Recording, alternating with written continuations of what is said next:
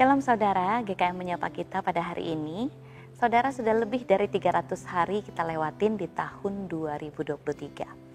Setiap awal tahun kita pasti membuat resolusi, kita membuat harapan, kita membuat satu goal, satu tujuan yang ingin kita capai.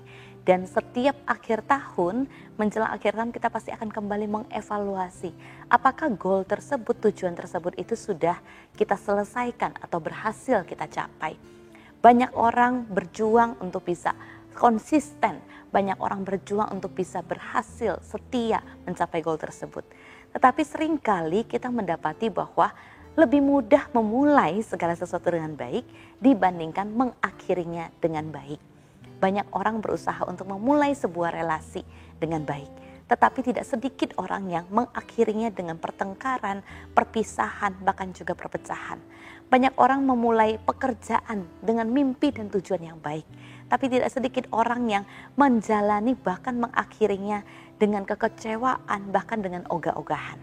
Banyak orang memimpikan usaha yang baik, memulainya dengan baik, tapi tidak sedikit orang yang akhirnya menelantarkan, membuat usaha itu terbengkalai dan tidak membuahkan hasil. Saudara, kalau kita mau merefleksikan sampai kepada hari ini, sudah lebih dari 300 hari yang kita lewati, sudahkah kita mencapai setiap tujuan dan mimpi yang Tuhan telah letakkan dalam hati kita? Menjadi setia itu sulit. Memulai segala sesuatu yang baru itu mudah, tetapi konsisten, terus-menerus berkobar, merindukan dan juga menjadi setia untuk menyelesaikan sampai pada akhirnya, itu adalah sesuatu yang sangat luar biasa dan dibutuhkan pengorbanan perjuangan yang besar. Di dalam perjanjian baru, saat bangsa Yahudi tengah berada di dalam situasi keputusasaan, kekecewaan, bahkan juga mulai meragukan apakah betul Allah itu mengingat mereka, apakah betul mereka itu sungguh-sungguh umat perjanjian yang Allah telah nyatakan bagi mereka. Di antara sekian banyaknya kekecewaan, ada seorang yang tetap dengan setia menantikan Tuhan. Injil Lukas menceritakan hal tersebut, satu bagian pendek untuk memperkenalkan tokoh tersebut. Di dalam Lukas pasal yang kedua ayat 25-26. Adalah di Yerusalem seorang bernama Simeon. Ia seorang yang benar dan saleh yang menantikan penghiburan bagi Israel. Roh Kudus ada di atasnya. Dan kepadanya telah dinyatakan oleh Roh Kudus bahwa ia tidak akan mati sebelum ia melihat Mesias, yaitu Dia yang diurapi Tuhan. Saudara, Simeon hidup di tengah-tengah bangsa yang telah ratusan tahun tidak mendengar suara Allah. Tidak ada nabi yang bersuara, tidak ada janji Tuhan lagi yang diucapkan. Bahkan bangsa-bangsa Yahudi itu mulai meragukan, mulai hidup seenaknya, bahkan hanya menjalani ritual seperti apa yang mereka mau. Tapi dalam hati mereka mungkin sudah mulai pudar, sudah mulai pupus harapan, kesetiaan mereka kepada Allah. Tapi di tengah-tengah situasi itu ada Simeon yang sampai pada masa tuanya dikatakan seorang yang benar dan saleh, tetap setia menantikan Kristus.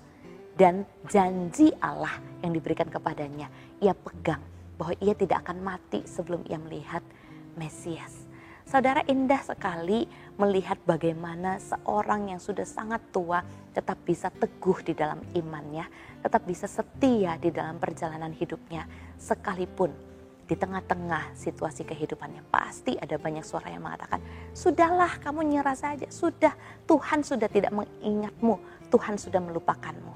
Tapi hasilnya, buah dari kesetiaannya, dia melihat bagaimana Mesias itu dinyatakan di hadapannya. Saudaraku yang dikasihi Tuhan, di dalam perjalanan kita mengikut Tuhan, perjalanan untuk menjadi setia itu bukan perjalanan yang mudah.